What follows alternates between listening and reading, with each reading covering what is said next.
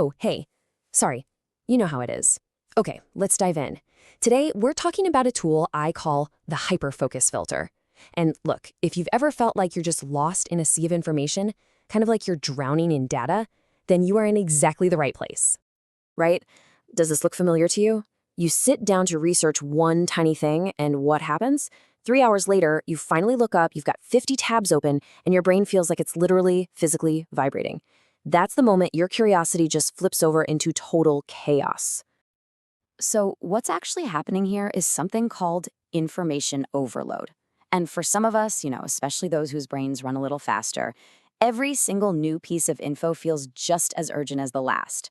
We get caught in what's called the dopamine trap. See, our brain gets a tiny little reward, that feel-good chemical, every time we find something new and interesting.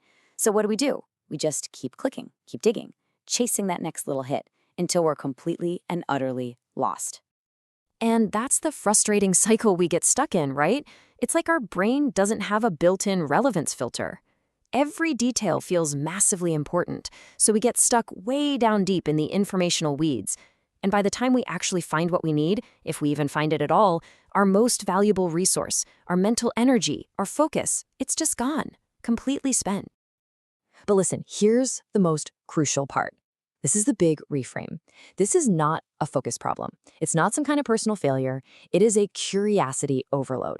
Your brain is a world-class exploration machine. It's just so dang good at finding interesting things that it kind of forgets to look for the useful things. It's a superpower. You just need the right tool to aim it. So let's talk about that tool. Okay, lean in for this one. The solution is what I call the hyper-focus filter.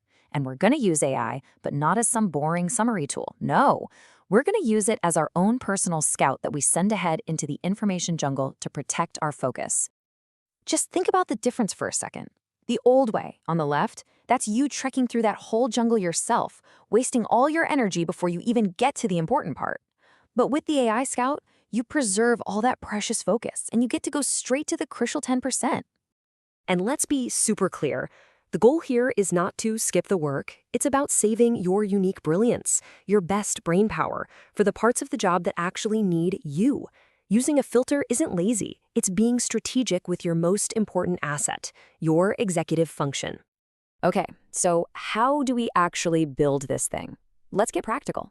I'm about to give you the exact prompt you need to turn your AI into a powerful, powerful gatekeeper for your attention.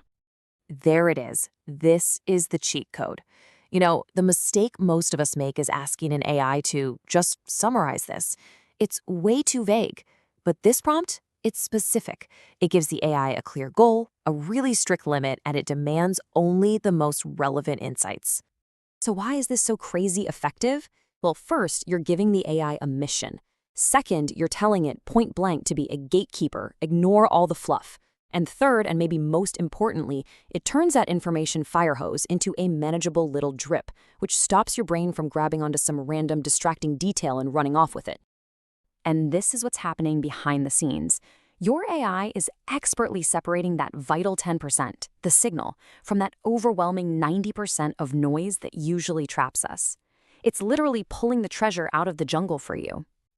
And all of this leads us to the real goal, the ultimate outcome. This whole process is about shifting from that state of paralysis, of drowning in details, to a state of empowered action. It's about getting the signal and then actually starting the work. So, if you remember just one thing from all of this, let it be this number, 10%. That's it. You don't need to know everything to do something. You just need the right 10% to get started. So the whole point is this. Stop drowning in the details. Use the filter, get the essentials, and then apply your unique creativity, your unique insight to do what you do best. Go make some magic. Which, of course, brings us to the final thought. The tool is in your hands now.